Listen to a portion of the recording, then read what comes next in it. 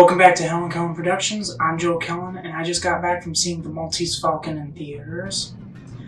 So the movie was great.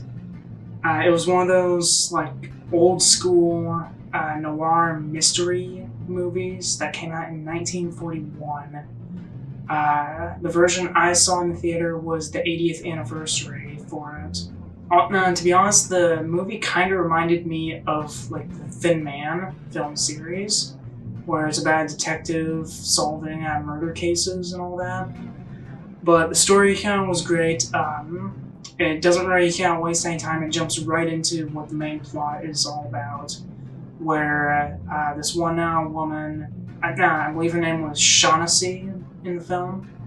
It starts out with her going to see Samuel Spade and Miles Archer, two private eyes, and she's asking them to protect her from this guy named Thurlby.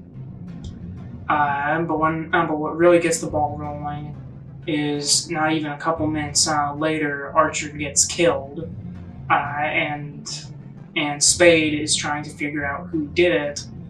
All the while, more and more of this mystery gets unraveled.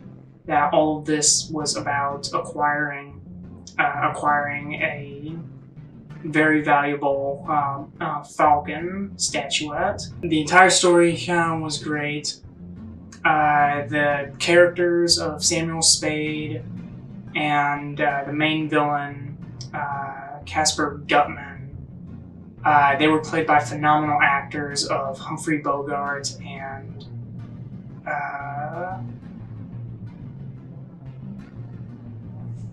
forgot the name. Sidney Greenstreet. That was the guy who played as Caspar Gutman, and they both played their characters in probably the best way that they can.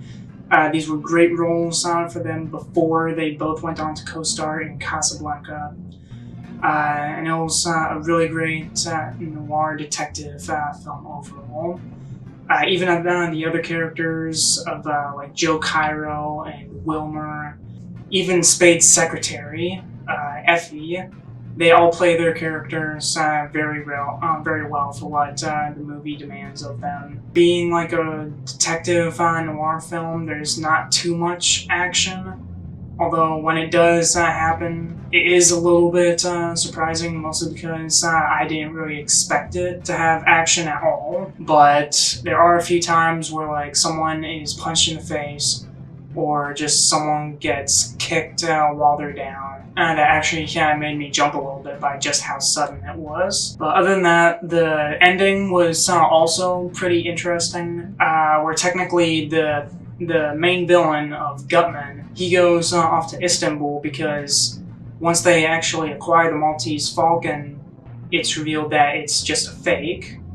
So he and Cairo go off to Istanbul while Wilmer escapes after they try to frame him. Meanwhile, Spade turns over Shaughnessy to the police because of her involvement in the entire ordeal. When I saw it, I thought that it was a little bit weird because technically the film was a one-off, but they left at least 3 different loose ends. Then we never got to see the real Maltese Falcon, even though that's what the movie is called. The main villain just up and left, and the patsy that they were going to turn over to the police got away. And then there were a few times while I was watching the movie in the theaters where it felt like the video and the audio just skipped over for a little bit. There's one scene where Humphrey Bogart is talking to someone. Instead of cutting to somebody else, it cuts to a different shot of him in the exact same spot, except his head moves slightly. So just watching that on the big screen felt slightly jarring. And same for the audio, where just for 2 seconds, the audio just stops before picking up again. It's only for 2 seconds, but it's still there. And I know that these are tiny little nitpicks, but it's just something that I've started noticing a lot more.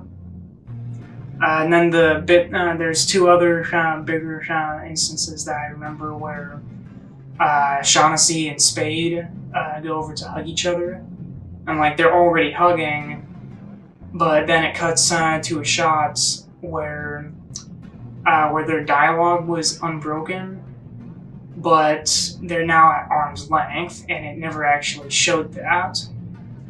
And then finally, there's one scene where it's a close-up of Gutman, except his face is all blurry while he's talking. Although I think that might have been like to show the effects of when Humphrey Bogart's character was essentially roofied. So like it was trying to show it through his eyes. Where if that were the case, then that was pretty cool. But if it was just a screw up on the film's part, then well, that's a glaring problem. But all in all, despite all those tiny nitpicks that I mentioned, it was a great film. It was a great detective movie. Even if you don't really like noir films or you don't like detective films, you should definitely see it in theaters, because like it's an 80-year-old movie, and that's honestly the oldest movie I've ever seen in a theater. So it's definitely a really big treat to see it. If you ever get the chance, watch it on the big screen. You will not be disappointed in it. That's all for me. I will see you guys next week with another retro film review.